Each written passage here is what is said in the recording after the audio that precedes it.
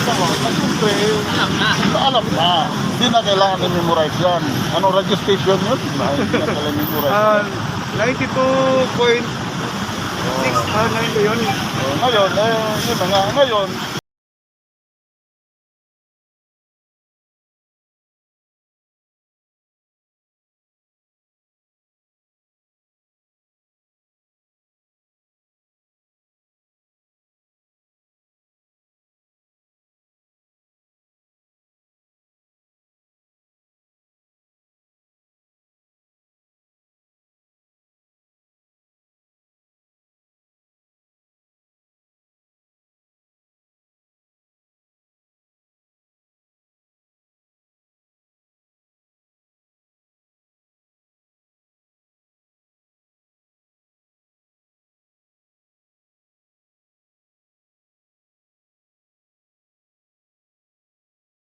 nakita ko yung mga nag-survey na kayo sa ano din. Maganda, marami natutuwa yung mag-survey na live.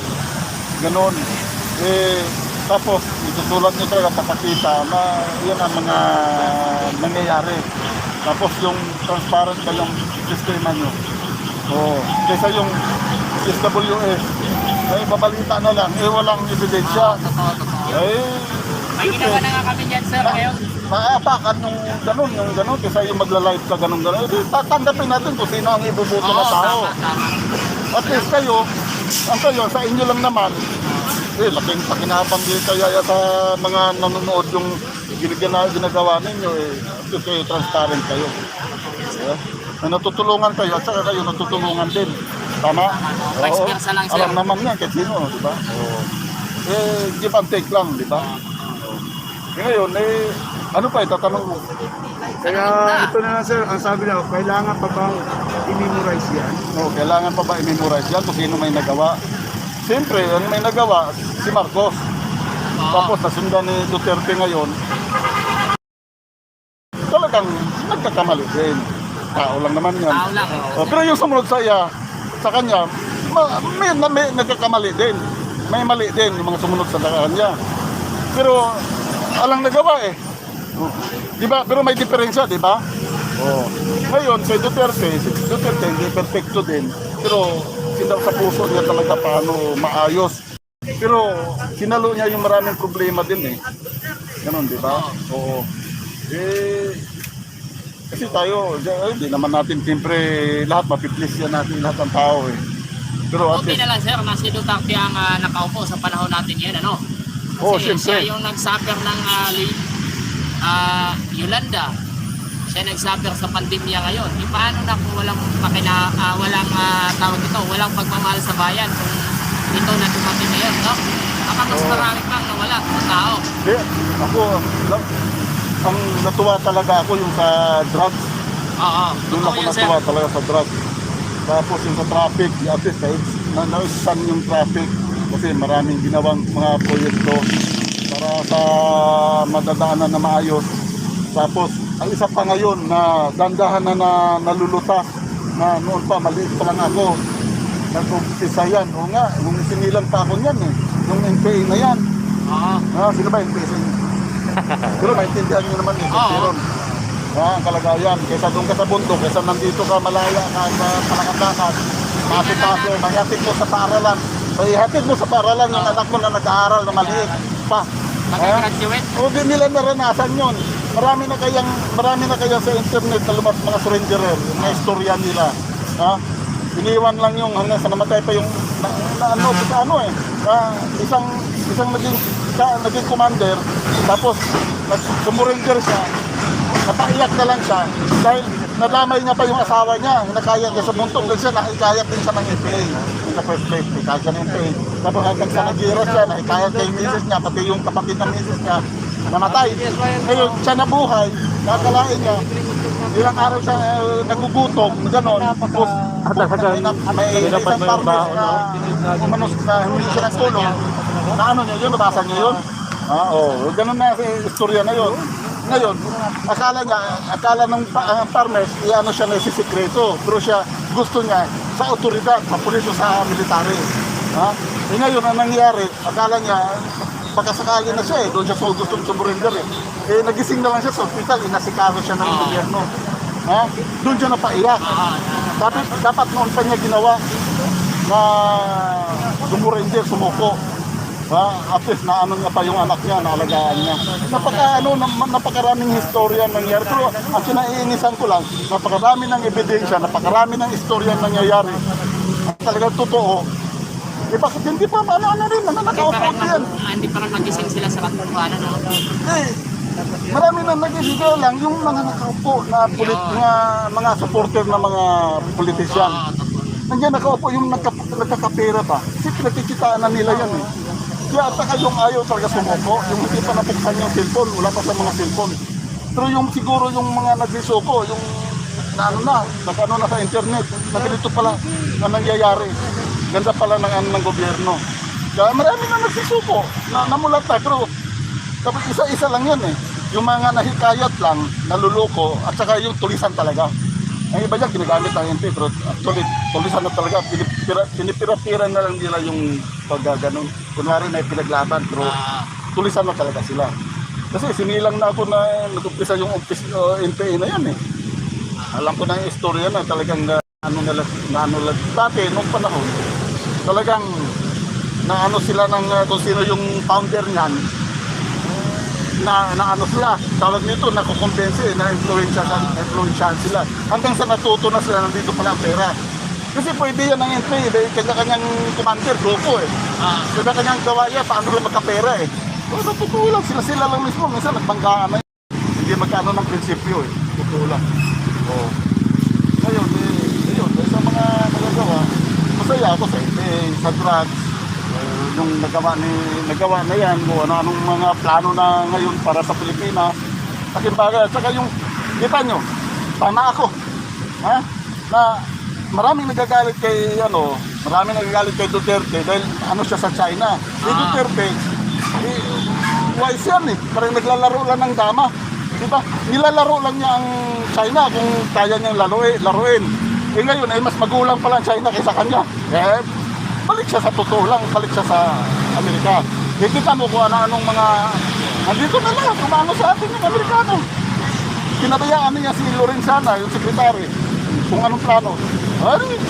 Tapos nagdagsaan na, dito na lahat yung anong pinagagawa. Pinaubayan na niya sa sekretary kung anong kay Lorenzana, di ba? Tama ba yung ano ko? Totoo yun, sir. Oo. Wala na, tapos na yung paglalaro niya sa China. Nakikita niya talaga kung gaano kapalasubas ang China. Di ba? Oh, kaya yan ang katotohanan. Ngayon, yung mga nang-kritiko, nag-judge agad, tumahimik ka lang. Kasi mahirap din yung nag-judge ka agad, di ba? Kailangan makikita mo muna. Ako dati kaya, ano ba, nasanay na ako sa mga politikong nauna eh. Kaya kay Duterte dati, ano din yan, isa din yan. Di ba? Dahil veterano yan. Pero nung nakita ko talaga yung nangyayari. Kasi bakit ima-mindset ko? Diba? Kung ano yung nakikita mo, may ebidensya, maniwala ka na, di ba? Ganun naman tao eh, kasi is to believe eh. Diba? Pero na lang sa Diyos. Sa Diyos, kahit di mo siya nakikita o walang nagano, maniwala ka sa Kanya. Dahil ang ebidensya rin eh, ito eh, sa Kanya lahat to eh. Ang nature, sa Kanya yan eh. Sir, kung sakasakali si Manny Pacquiao ay palakay na, Nahawa ako dyan sa kabayan mo. ano kaya ang ating masasabi doon? Yan. Inano ko kaya, kanino ko ba yung vlog na nag-ano ako? Nagko-comment ako, hindi ko matiis. Si Manny nakahawa ako. So, magagaya yan siya sa kay Irap, na nakukulong lang yan. So, yung nakapaligid sa kanya ngayon, siyempre, suportado siya. Mga oligarch, kung sino-sino dyan na ganon. Pati yung mga gusto magkapera, siyempre, magbubudmod yan. Hindi pwede na hindi ka mamimigay ng pera, di ba? Politiko yan eh. Magkano ang ano yung presidential, magkano ang budget mo ngayon kung wala kang bilyon? Yung sinabi na defensor yan eh. So, kung wala kang katakot-takot na milyones, huwag ka na, yung 500 million mo, alanganin yan, pag presidential. Ngayon, ano nangyayari? Kawawa lang yan. Ha? Ilagay na natin kay Irap. Ha? Di ba, sabi din ni Irap, galing siya sa mahirap. Ano niya ang mahihirap. Di ba ano nangyari? Binubula lang pala sa Irap. At saka si Irap, nabula lang din ng mga politiko na kapaligid sa kanya na hindi niya kaya kung siya pagtulungan na. Oo. Kulang sa kaalaman, sir. Oo, kulang sa kaalaman. Sa madaling salita, kulang sa kaalaman. Ang inaalala ko lang, parang ako na ang nahihiya na parang natatakot pagdating sa presidential debate. Ha? Random yun eh. Random kaya yun. Obligado Ako pa. po, paano kanya sasagutin? Ala na sa kanyang gilid na mag-dictate sa kanya. Paano na lang yun? Individual yun. Malayo yung sagot niya. Ha? Individual, random na Wala yan. nang Question abogado yan. na nasa likod para... Oo, wala na. Kasi David yun eh, David yun. Oo, tapos isa pa. Ewan ko lang kung bibigyan sila ng questionnaire na ganito ang i-question sa iyo. Pero hindi yata eh. Alam ko Random hindi, yan kasi eh. halo yan eh. Oo, pero Magtatanong random naman yan, din di ba? ang mga Oo. reporters. Biglaan yan. Kaya siguro, i-review ka siguro ng mga scriptwriter mo o advisor mo. Pero buti kung yun ang lumabas. Pero sir, kung masakali si BBE, anong masasabi mo kay Bongbong Marcos? Eh, yun, gusto ko siyang masubukan. Kasi si Bongbong, ulitin ko, kasi si Bongbong, hindi naninira ng katunggali niya. Hindi siya naninira, napaka-professional niya. Hindi siya parang yung sa mga kali-kali lang. Napaka-professional si Bongbong. Maganda pagka-laki sa kanya. Ang pundasyon niya, napakaganda. Totoo siya eh. Kahit anong paninira sa kanya, depensa lang siya. Depensa lang ang sagot niya. Depensa sa rin. Kung hindi yung sisiraan ka, sisiraan sa ito, una, no. Nakikita mo, di ba? Pero tatay niya, magkamali man ang tatay niya. Oh, natutulong. Maraming nagagalit sa tatay niya. Hindi lang yung sa Marcelo. Dahilan na lang yung Marcelo eh. Nagagalit yung tatay niya. Kasi, maraming nagagalit sa tatay niya. Kasi si Marcos, umabot ng 2 dekada. Ha? Kung hindi yun na pa-excel, ma-extend pa yun. Tama? Okay. Tama.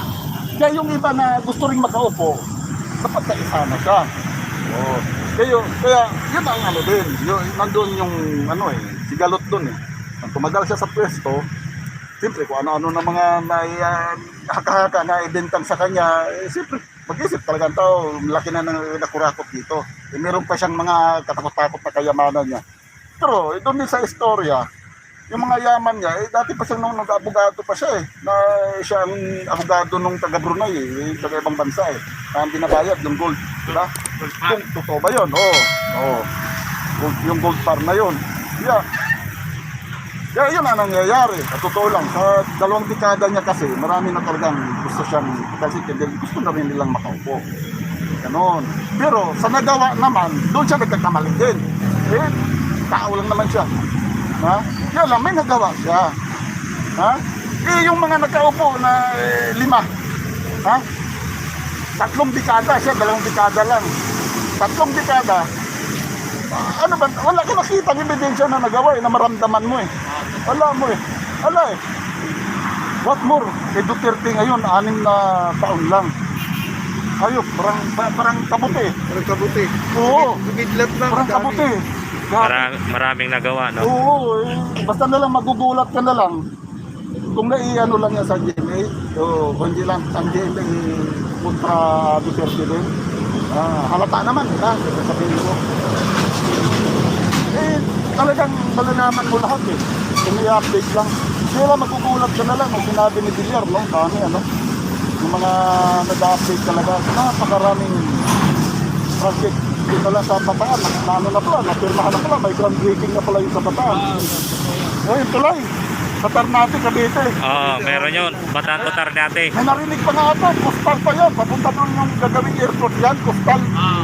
Dito mula Manila yata. Papunta dyan hanggang Bulacan. Coastal yan. Oo. Ano pa? Maraming plano pa magugulat. Meron na pala. Meron na pala. May airport na pala. May airport na pala sa ganito. International pa. Oo. At saka si Duterte, walang sinasabi na katunggali niya yan. Ayaw ko ituloy yung project na yan. Ayaw kong, wala akong lugar na yan. Dito sa kalaban ko yan. Hindi nagaganon. Si Marcos, hindi rin nagaganon eh. Ang iniisip nila, ano yan, project yan, para yan sa bayan. Hindi naman para yun sa taong kalaban mo. Oo, para sa taong bayan yan eh. Sa lugar na yan eh, na maayos eh. Kasi kasama sa Pilipinas yan. Oo, diba? Tama? Oo. Ganun lang nangyayari. Oo. Gaya nung doon sa Bulacan. Oo, may deal na.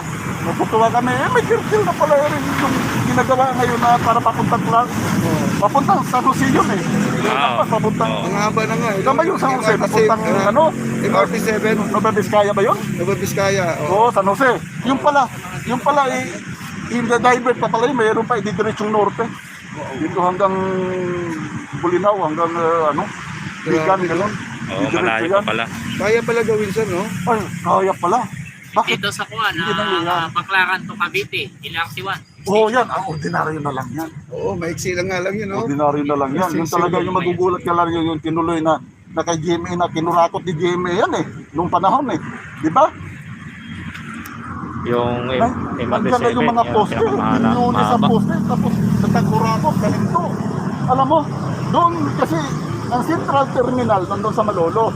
Doon nandun kaya nakatandak yung mga bakal doon na dami-dami. Nawala na lang yun. Nilulumot na. Nagkaroon na ng mga Talahib. halaman. Talahib. Oo. Nawala, sana kayo. Kaya ako nang hinayang sa tax ito ng taong bayan. Oo. Tapos ganun-ganon na lang. Kaya nangyari, tinuloy ni Duterte. Kaya nangyari ngayon dun sa yung mga poste na yun. Magkano ginastos nun? Maka isang building na yun. 2 billion na yun eh. Hindi ba? Kasi ayaw ng Hapon eh. Sa check yun eh. Tinuloy ni Duterte ngayon, matatapos na.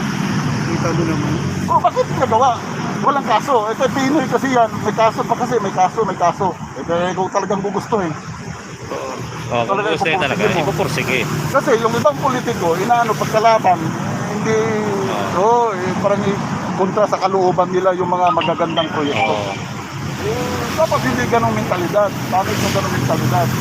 Pagdating sa politiko, talaga na si pamulitik eleksyon, pagdating na ng paghilay na nalo, ayusin na nila yung dapat ayusin. Wala na yung mentalidad na kalaban, huwag ituloy, gano'n. Mali yun. Kaya yun lang masasabi ko. Nakita niya kaya yung sa talaga. Yung sa drugs talaga, tuwa ako. Ay, salamat ko. Isa nag-alala talaga ako sa mga anak ko. Kung huwag kayong lalabas, baka mapagtamalan kayo dyan. Daming adik. Pero ngayon, di mo na masabi yun. Ay.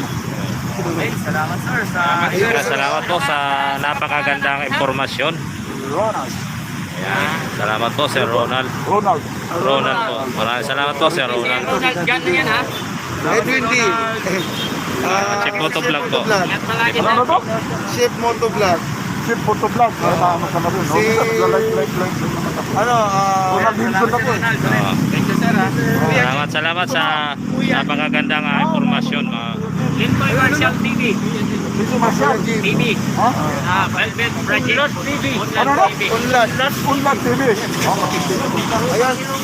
Ayun, ko.